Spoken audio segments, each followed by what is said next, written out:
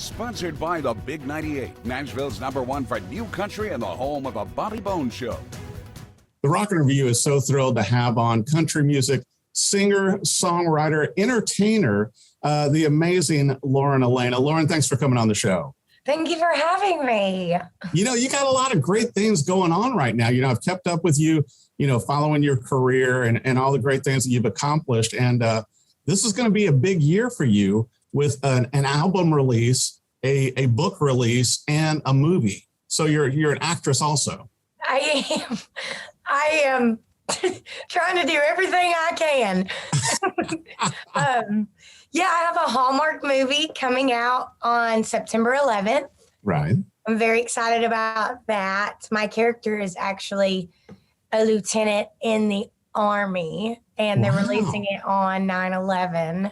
So hopefully we can honor our men and women in uniform and on such an important day in our country. Definitely. So I'm really excited about that.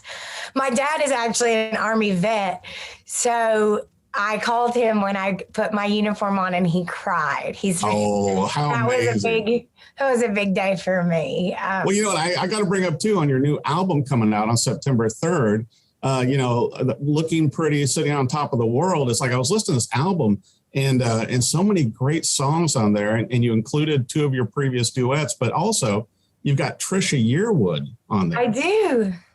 I love her so much. We released Getting Good sometime last year, and with her. I had already released it on my own, and then I recorded it with her, and she's wonderful. She actually also wrote the foreword for my book. She and I have gotten pretty close over the last couple of years, and she calls me Trisha Jr. So I'm in her phone as Junior. Oh my gosh, that's amazing. That's like the biggest compliment of all time. But yeah, well, and I read the foreword on your book too that she wrote, and going back to when you guys first met. And so your book comes out, you know, in November, and I was reading, you know, through the book and everything, and it's like it just seems it's such positive advice, but also a lot like your songs and your music kind of pulled from your life and what you've used to motivate you over the years.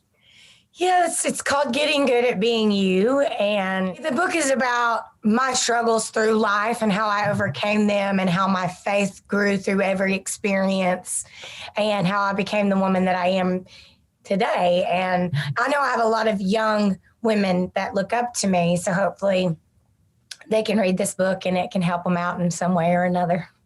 Well, I think it's awesome, too, the way, you know, going through the book. And I mean, I think so many people are going to enjoy it and appreciate it. But, you know, with the honesty, just like you bring with your songwriting and performances, to where, you know, you have little excerpts that are like little reminders, you know, in between the chapters. I thought that was such a neat way to do it, Lauren. Thank you. I am really, really proud of it. I'm excited about all of the projects coming out. I feel like, you know, in this pandemic, as horrible as it was, I did write the album, Sitting Pretty on Top of the World.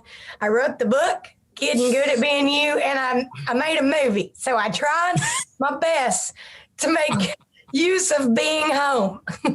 You really did. And it's pretty funny, too, to where, you know, you just came off of, you know, before everything shut down, you know, your tour was selling out. And you've toured with some of the biggest names in country music, but also you've been headlining yourself. And I thought it was interesting looking at how you started in music, you know, singing at 3 years old back in Georgia. And then I thought it was interesting, too, you know, that you would perform at your grandma's, you know, restaurant for breakfast in the morning. It's like, what a great thing to do. What an incredible start. I was singing over biscuits and gravy every Monday morning. There's no better way to get you better at singing. I mean, and then, you know, that moved into, you know, singing in a diner.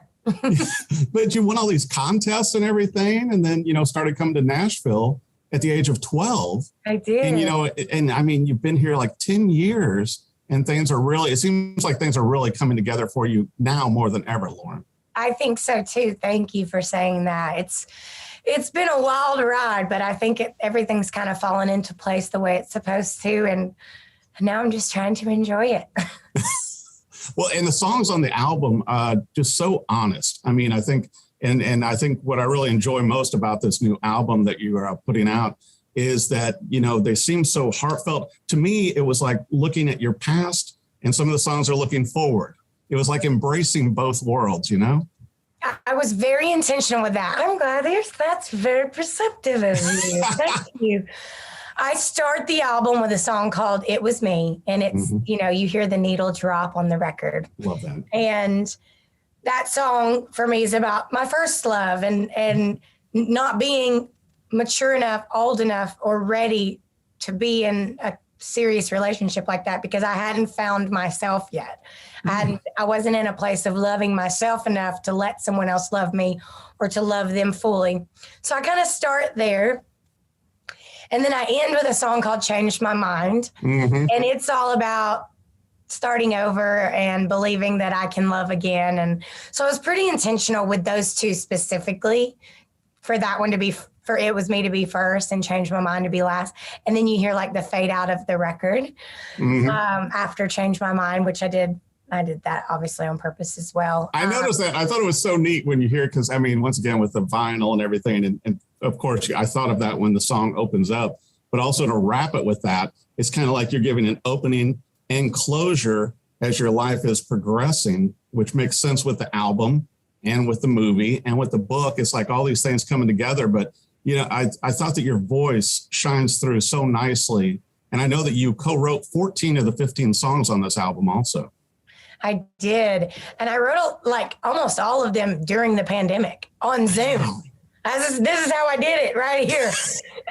So I was thankful to be able to get around the things that were kind of tripping us all up and taking away our normal schedules. But I truly believe, because I was so emotionally supercharged like the rest of the world because of the climate that we've been living in, that you really feel that when you hear the songs, when you're saying they're super heartfelt. I think that's because I was locked in my house, sitting in my emotions. I didn't have anything to do except process everything that had happened. And this album just kind of fell out. And I think for me, this album updates people on where I am now, because the world's known me very publicly for 10 years.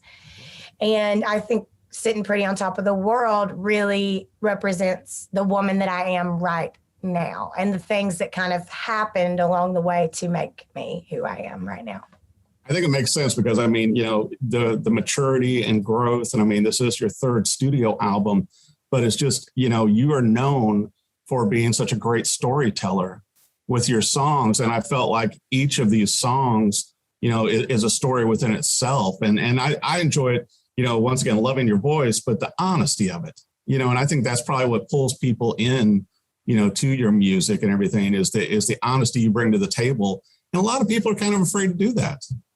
Well, it does put you in a very vulnerable spot and sometimes a sticky situation when you write it about somebody and they don't know it and then they hear it. Yeah. There's no way to hide it. Then it's like, well, it's on the radio. It's, you're performing it on the Opry. What can you do with that, right? Hey, thank you for breaking my heart. I'm making a whole lot of money from it. Well, I want to make sure all of our viewers know, Lauren, that, your new album dropping September 3rd, your new movie dropping September 11th. Oh, and then a brand new incredible book where Trisha Yearwood wrote the foreword for you comes out in November. For our viewers, where can they keep up with everything, Lauren Alaina, for all of this great stuff you've got going on the web and social media? I run all of my social media. I'm very punny. So if you like puns, go to my Instagram page. My Instagram is @LaurenAlaina. My Twitter, somebody out there took the handle Lauren Alaina. So it's @Lauren_Alaina. I'm on TikTok, Lauren Alaina, and then Facebook. And is that all of them? I think that's all of them. Well, I'll tell you what, just an incredible amount of creative work that you've accomplished. And I can't wait to see it when you get back on the road also and performing, or obviously at the Opry as well. But congratulations on the new album, a great movie coming out. Can't wait to watch that, and a book. Lauren Alaina, thank you so much for coming on The Rock Interview. Thank you. You're the best. And thank you I can tell you genuinely listened, and I really appreciate that. Thank you so much. Sponsored by the Big 98, Nashville's #1 for new country and the home of a Bobby Bones Show.